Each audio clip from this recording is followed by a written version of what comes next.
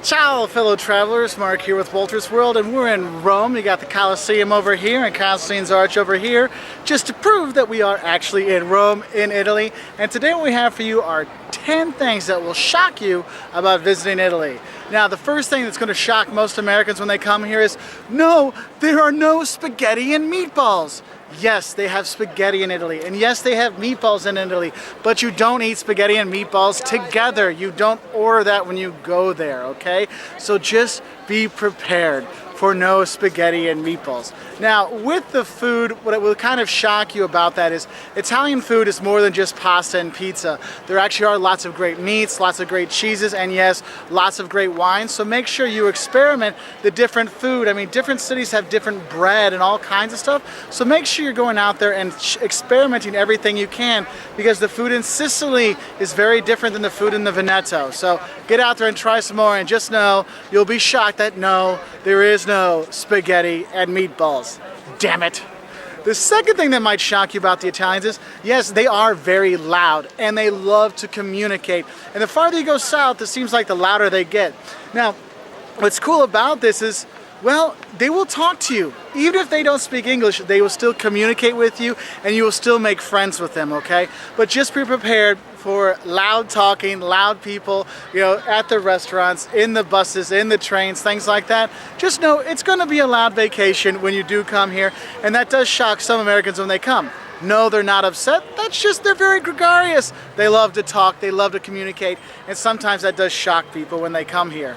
The third thing that might shock tourists when they come here, or slightly annoy them, is the Italian concept of time. Yes, we're going to meet at 9:30, probably means about 10. You're not really ever really late to anything in Italy. You just show up when you show up. And if you're coming from Germany or if you're coming from the US, you're used to, oh, we have dinner at 7, we eat at 7. No, it doesn't work that way here. They have a much more relaxed version of time. So just know, if Italian when you're here says, oh, you should show up like 7:30, no, you have until 8 or a little after. It's no problem, okay?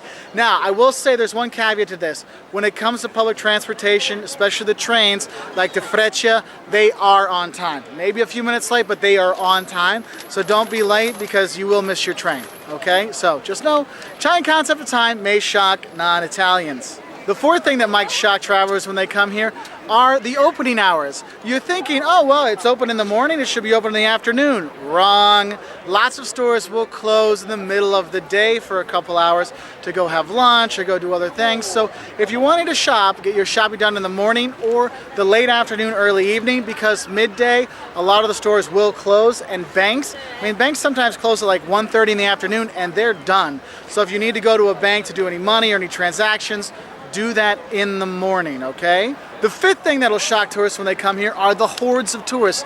People, Italy is fantastic. From here in Rome or Venice or Florence or places that aren't so famous like Syracuse or Genoa or Vicenza. There are tons of tourists that come to Italy, and that means tourist hordes. And I'm specifically talking about, you will be shocked for the tourist hordes, for the lines, for here at the Colosseum, going to the Vatican museums, which, yes, it's not in Italy, it's in the Vatican, but go with me on this one.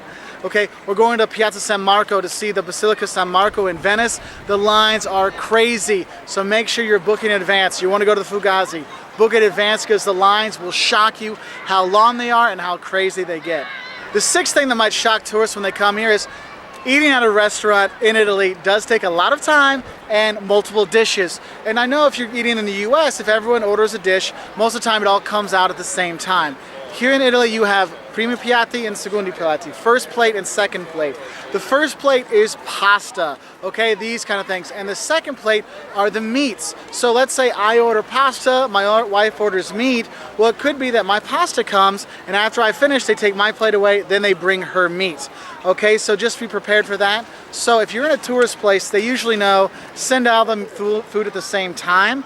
But just in case, say, please bring all the food at once, especially if you have little kids, just easier that way. Another thing about eating in Italy, it's not just sit down, eat, and go.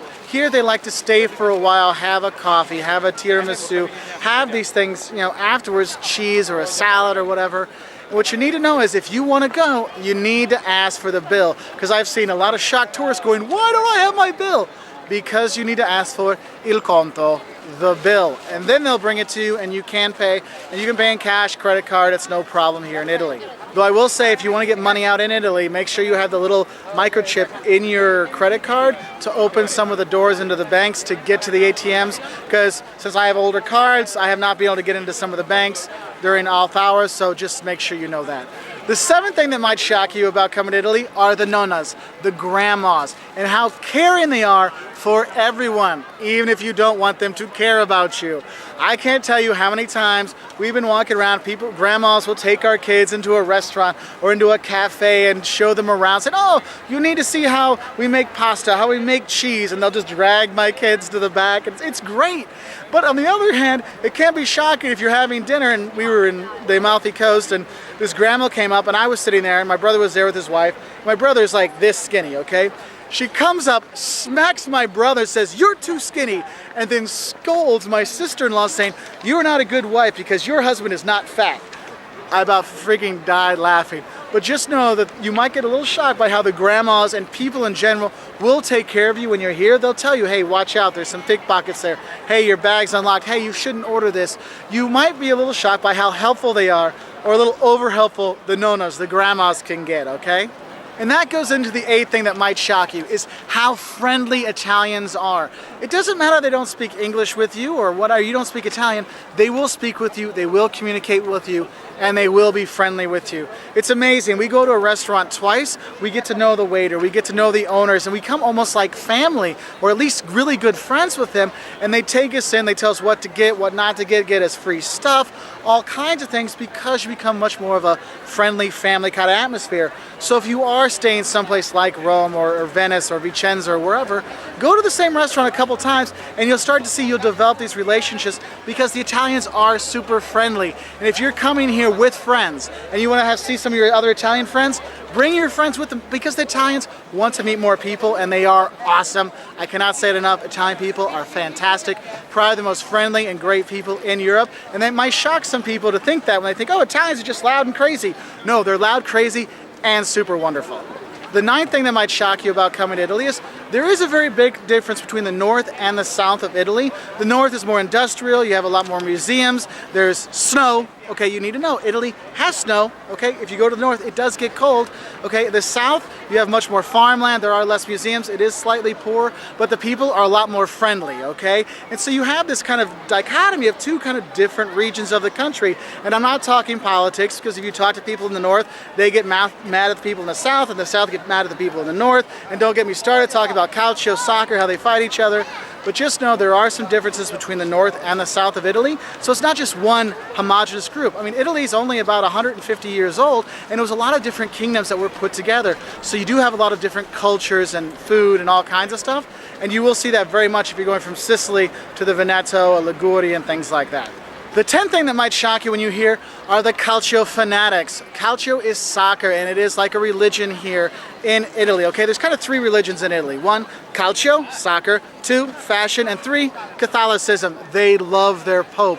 And you will see that, and you'll see in the news, if you watch Italian news or in the newspaper, there's always fashion, soccer, and the Pope in some way or some form. And that might shock people thinking, wow, that's a lot of Pope, or that's a lot of calcio. Yes, they do go for that.